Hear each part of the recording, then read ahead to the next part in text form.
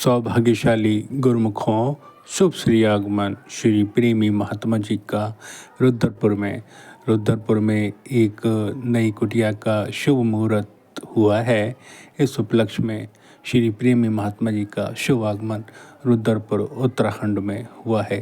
तो आइए हम सब गुरुमुखजन प्रेम पूर्वक बैठकर इस दिव्य सत्संग का लाभ प्राप्त करें।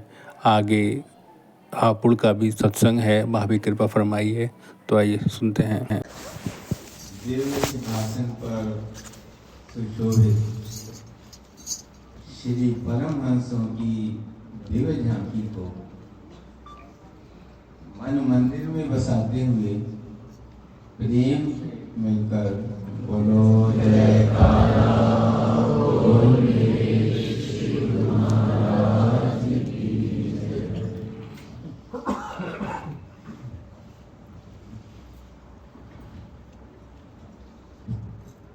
रुद्रपुर में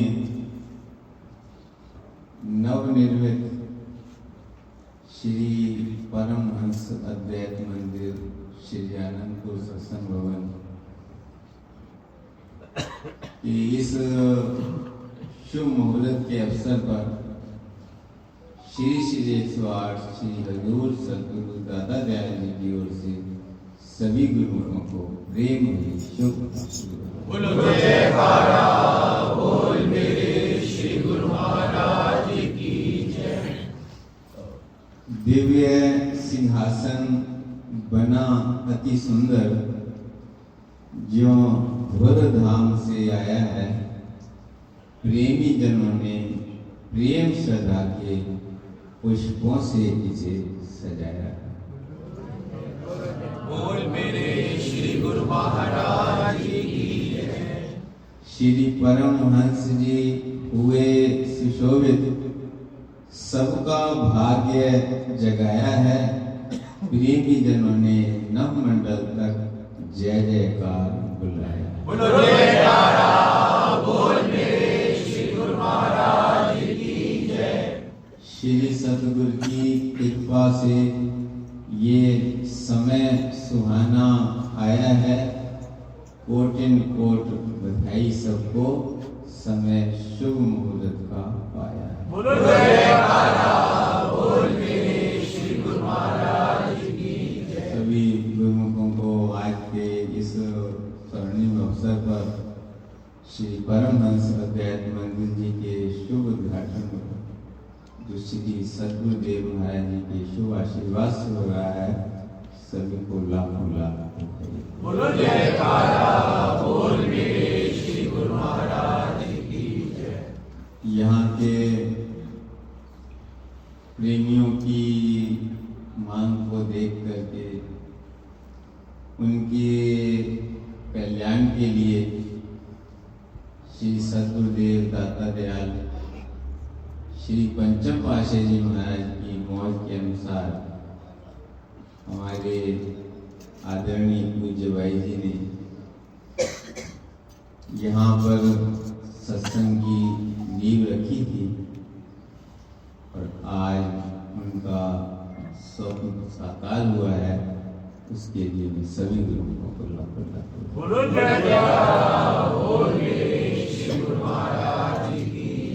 महापुरुषों की जितनी भी रचना है वो जीवों के कल्याण के लिए है, क्योंकि उनका अवतार ही जीव कल्याण के लिए होता है। हम श्री आरती में भी पढ़ते हैं, परमार्थ हित अवतार जगत में गुरु जी ने है जीना। हम जैसे भाग्यम को गृह दर्शन दिए। उन्होंने इस धराधाम पर परमार्थ के लिए ही अवतार प्रकट किया है।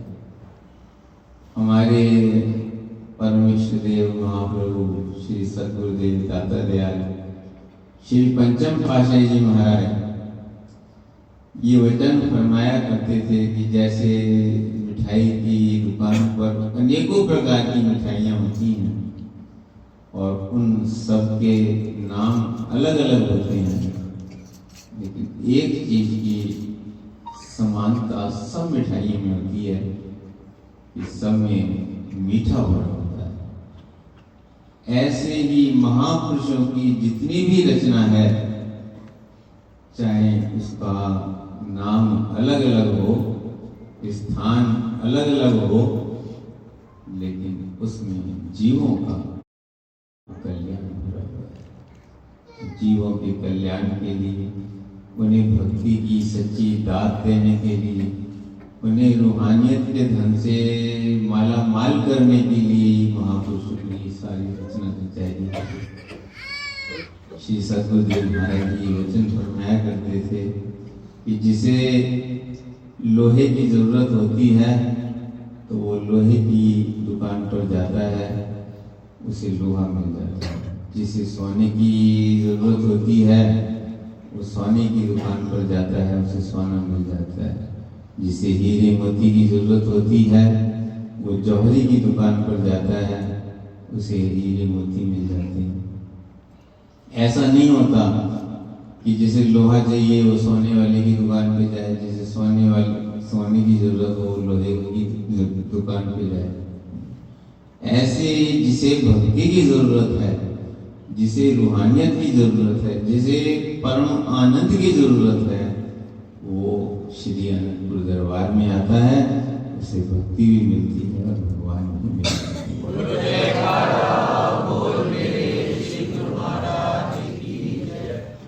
तो ये जीव आया ही इस संसार में परमात्मा की प्राप्ति के लिए है। जैसे वाणी में वर्णन है, भई परापत मानुक देवरिया, गोविंद मिलन की एहो तेरी बरिया, अवर काज तेरे किते न काम, मिल साध संग भज के। इस जीवन का जो लक्ष्य है वो धन बनाना, मान सम्मान पाना, परिवार बनाना, संपदा इकट्ठी करना, ये इसका लक्ष्य नहीं है। ये जीवन निर्वाह के लिए है, लेकिन जीवन का जो उद्देश्य है वो परमात्मा की प्राप्ति है। तो वो कैसे होगी? संतों ने कहा, अवर काज तेरे ते न काम। दुनिया की जो संपदा है, दुनिया की जो चीजें हैं, दुनिया का जो मान सम्मान है, ना तो वो जो है अगले जन्म में आदमी के काम आता है। इस जन्म में कोई बहुत धन कमा ले, या चलो जितना इस जन्म में खर्च कर लिया, कुछ बच्चे लेंगे, फिर अगले जन्म में काम आ जाए, ऐसा नहीं है। एक बड़ा सेठ था, दानी मानी भी था, ऐसा नहीं है। तो उसके मन वो सत्संग सुन रहा था।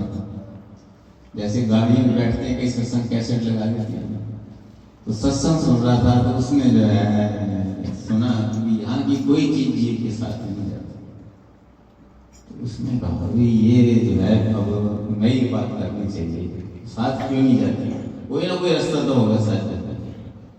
वो उसने, इसकी बहुत बड़ी फैक्ट्री थी, सारे कर्मचारियों को बुलाया, क्योंकि किसी के सलाह को जो है, किसी छोटे से छोटे कोई बच्चे से भी, श्री गुरु महाराज पंचम पाशी फरमाते थे कि बच्चे की बात को भी ध्यान से सुनो।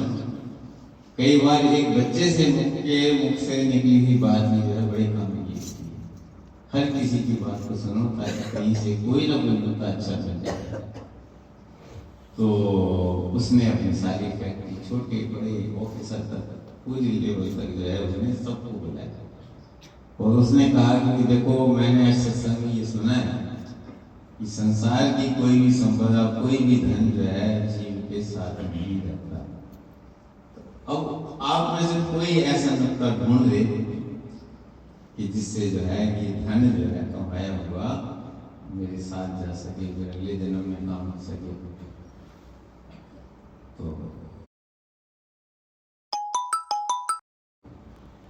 मैं जो है उसे नाम मुंह मांगा ही नाम। और सारे लोग वही सोचने लगे। उसने एक हफ्ते का टाइम दिया, तो किसी के पास भी जो है कोई जवाब नहीं था। एक ने कहा, यहाँ पर एक साथ रहते हैं और उनके पास चलो, वो जरूर कोई ना कोई रास्ता बता है। पास हो गए तो उन्होंने कहा कि देखो, जब आप एक देश से दूसरे देश जाते हो तो आप क्या करते हो? यहाँ वाला काम जो इंडिया का पैसा है अमेरिका में चलेगा क्या? कितनी? तो उसने कहा क्या करते हो? तो करेंसी चेंज करते हैं। उसने कहा तो ऐसा जो धन है ना, वो सच्चे नाम का धन है, वो भक्ति का धन है, वो तुम्हारे यहाँ भी काम आएगा और लोक में जाओगे तो वहां भी साथ जाएगा, पर अगले जन्म जब में आओगे तो भी तुम्हारे काम। बोलो जयकारा बोल मेरे श्री गुरु महाराज की। जितना कमा लो वो नष्ट होता ही नहीं है। श्री गुरु महाराज जी श्री पंचम पाशी वचन फरमाते थे कि तुम जो है सेवा यहाँ करते हो, तुम्हारा अकाउंट में जो है जमा कहाँ होता है? तो बोल मेरे श्री गुरु और महाराज। यहाँ वाला धन तो जो है कोई चोर भी उठा के ले सकता है, गवर्नमेंट टैक्स भी लगा सकती है, लोगों की भी आंखें फटती हैं, ईर्ष्या होता है, द्वेष होती है, दुश्मनी होती है। लेकिन वो धन कैसा है? जिसके पास होगा उसके प्रति प्रेम पैदा होना शुरू हो जाएगा, क्योंकि वो जो व्यक्ति है वो भगवान के साथ रहकर करता है। वाणी में भी महापुरुष ने फरमाया कि ये धन जले ना तस्कर ले जावे, ना इस धन को मिले सजाए। इस धन की देखो वडियाई, सहजे माते अंदिन जाए। एक बात अनूप सुनो नरवाई, इस धन बिना कहो कौन गति पाई। विनंत नानक अकथ की सुन कथा सुना। ये महापुरुष जो है इतने उच्च कोटि के पार ब्रह्म परमेश्वर होते हुए भी बड़ी जो है प्यार से बात करते हैं। उनकी स्टेज बहुत ऊंची, उन तक तो पहुंचना, इंसान के स्टेज तक पहुंचना, उनकी वाणी को समझना, उनके भाव को समझना तो साधारण व्यक्ति का काम ही नहीं है। तो वो भी जो है कितनी विनम्रता से वर्णन कर रहे हैं कि विनंत नानक कथा सुनावे, कि भाई क्या ऐसी कथा सुनाते हैं, ऐसा रहस्य बतलाते हैं जो कोई नहीं बतला सकता, जो केवल महापुरुष पूर्ण पुरुषों के पास होता है। कि जो ये ऐसा धन है जिसकी महिमा उन्होंने गाई है कि जिसे ना तो जल डुबो सकता है, ना आग जला सकती है, ना चोर ले जा सकता है, ना गवर्नमेंट जिस पर टैक्स लगा सकती है, और जिसके बिना जीव का काम सर ही नहीं सकता, और जिसे पाकर दिन में भी आनंद है, रात में भी आनंद है, अंदर भी आनंद है, बाहर भी आनंद। तो वो धन जो है वो कहते हैं कि ये मिलता कहाँ है? तो अंत में लिखते विनंत नानक कथ की कथा सुनावे, सतगुरु मिले तो जब जीव सतगुरु की शरण में आता है तब उसे ये धन की प्राप्ति होती है, तब उसकी ये संपदा बनती है जो यहाँ भी उसे सम्मान दिलाती है, मालिक की दरगाह में भी सम्मान दिलाती है, और अगले जन्म में क्या जन्म जन्मांतर तक जीव के साथ रहती है।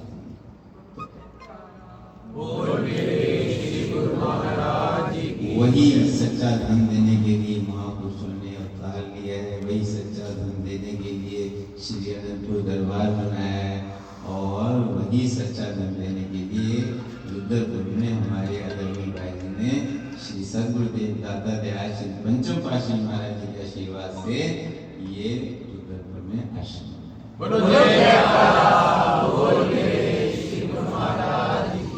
जहाँ तक गुरुजन नाम की भक्ति की कमाई करेंगे, भक्ति के नियमों की पालना करेंगे, और ये श्री गुरु महाराज जी के वचन हैं कि जो भक्ति के नियमों की पालना करते हैं, 2 घंटे सिमरन करते हैं, हम इस लोक में भी उनके साथ हैं और लोक में भी उनके साथ हैं। वो सदा हमारे साथ हैं और हम सदा उनके साथ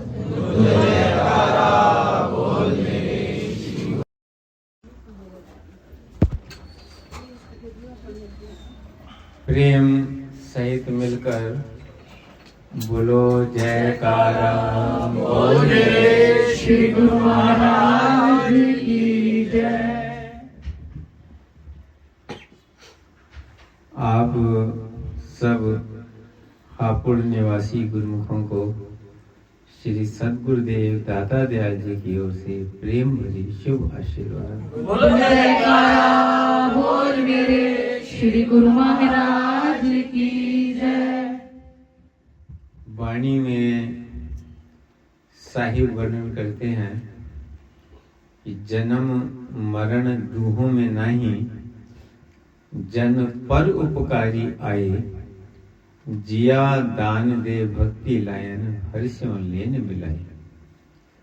कि जो महापुरुष हैं वो धुर धाम के वासी होते हैं, जीवों के कल्याण के लिए अपनी ही मौज से इस संसार में आते हैं और जन्म जन्मांतरों से बिछड़ी ही रूहों को नाम के द्वारा, भक्ति के द्वारा फिर परमात्मा के चरणों से जोड़ते हैं। क्योंकि जब तक ये जीव उस मालिक से बिछड़ा हुआ है तब तक ये दुखी है। श्री रामायण में लिखा है, ईश्वर अंश जीव अविनाशी, चेतन अमल सहज सुख राशि। ये जो जीव है ये उस परमात्मा की ही अंश है। परमात्मा आनंद रूप है तो ये जीव भी, उन्होंने कहा, ये चैतन्य है, निर्मल है, बल से रहित है और सुख की राशि, सुख का घर है। लेकिन फिर भी जो है हर जीव दुखी है। तो उसका कारण क्या है कि इसने अचेतन वस्तुओं से, यानी जड़ वस्तुओं से, संसार की वस्तुओं से अपने आप को इतना बांध लिया है कि खुद भी जड़ हो गया। इस कारण दुखी है। कहते अमल, ये निर्मल था, जब परमात्मा ने भेजा तो निर्मल, छोटा सा बच्चा होता है, देखो उसे किसी चीज का ज्ञान नहीं, हर वक्त मस्त रहता है, आनंद में रहता है। जो जो बढ़ता है, क्यों क्यों से जब दुनिया से जुड़ता जाता है तो उसे चिंताएं लगती हैं, कभी इस चीज की चाहना है, कभी इस चीज की चाहना है। तो संसार की जो चाहना है इसके निर्मल मन को मलिन कर देती है। इसी कारण जो सुख राशि है ये दुख का घर बन जाता है। तो फिर से इसे निर्मल करने के लिए, चैतन्य करने के लिए, सुखों से भरपूर करने के लिए महापुरुष इस धराधाम पर आते हैं। उनका यही उद्देश्य है।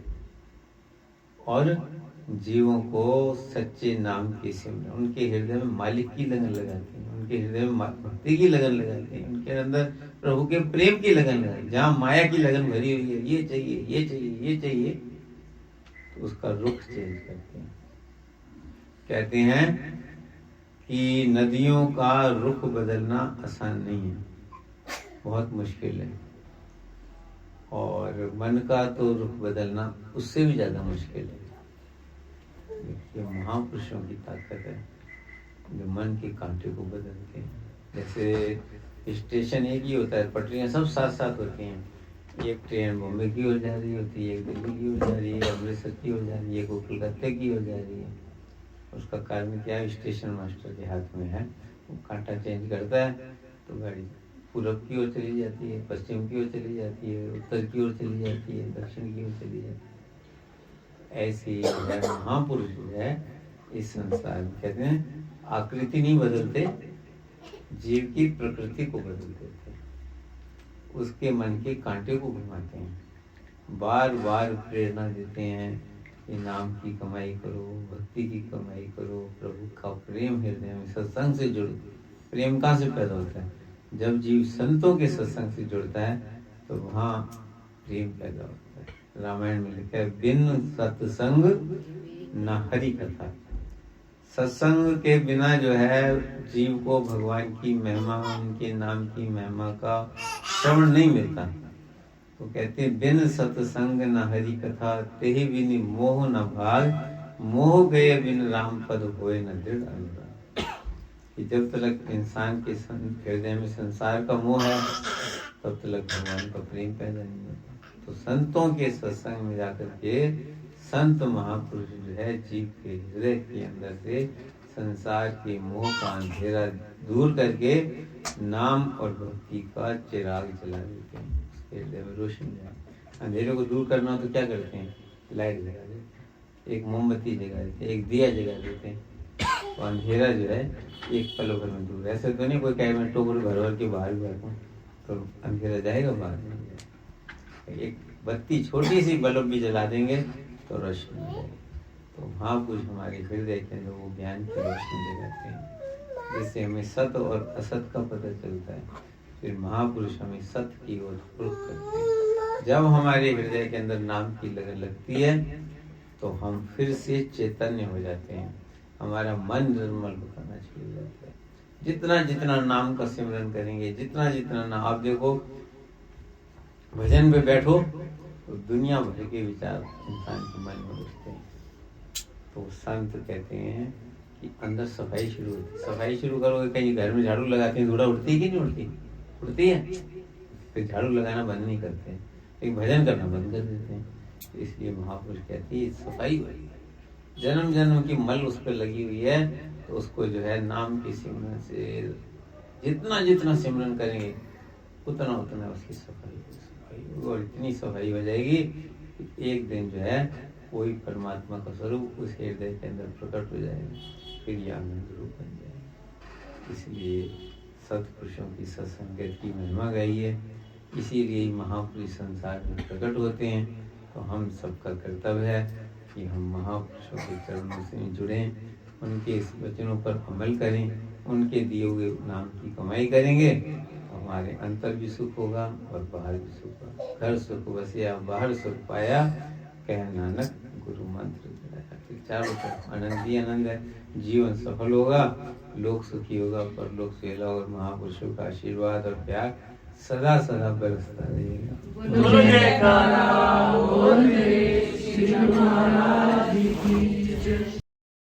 बोलो जयकारा बोल मेरे श्री गुरु महाराज की जय।